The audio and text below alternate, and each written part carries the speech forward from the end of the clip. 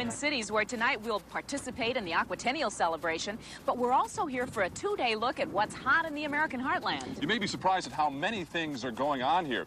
Not only are the Minnesota Twins, of course, on top of the American League West, but they're also celebrating an explosive music scene here with a sound their very own. The Minneapolis Sound. It started in the local clubs and spread across the country with the release of Prince's Purple Rain. The business of music has become big business in Minneapolis. Prince has just opened Paisley Park, a film and recording studio outside of town. Prince was the tip of the iceberg. I don't think it would have happened if he hadn't shown people that you could make it big and humongously big and stay in your home area and do it. It may have taken a lot longer for the business to move to the Twin Cities and for other people, the artists, to stay here and figure out how the game is played, the business end of things. But the Minneapolis sound does not end with Prince. There is a rich and varied sound here, from pop funk to post-punk. At last count, there were over 100 outlets where the various musicians could have their version of the sound heard. Morris Day and The Time are cut from the same cloth as Prince. Then there's limited warranty. The Suburbs. The Jets, while not from here, have made Minneapolis their home.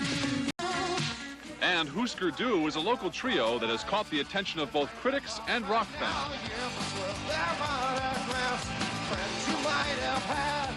Now, the influence that this town has, we take for granted because we live here. It's just I know what it is vis-a-vis other music cities, and we don't have an LA sound or a New York sound. I don't really know if we have a Minneapolis sound or if there is one. You know, it's, I think, maybe a Minneapolis mindset, perhaps. Cheesy, do the cheesy stuff on the board, right? What? Frank Sinatra, we're busy. Minneapolis-based producers Jimmy Jam and Terry Lewis were responsible for the most recent Human League album. And Herb Alpert's latest album. And Janet Jackson's Control album.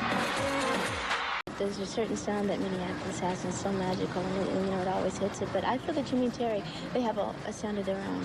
They call it the Minneapolis sound, but there's a little something it's a little different, that's a little special. I think the music and the talent has always been here. It was just a matter of the business catching up with the talent. It's the music business. The music's here, and now the business is finally arriving. Tomorrow we'll return from the Twin Cities with a look at the annual Aquatennial Parade, and the guests of honor include some cast members from St. Elsewhere, Give Me a Break, and more. Well, right now, we'd like to say thank you to our hosts who have been KARE, Channel 11, all of the people there. And right now, we're going to go back to Hollywood and you, Rob Weller. All right, Mary.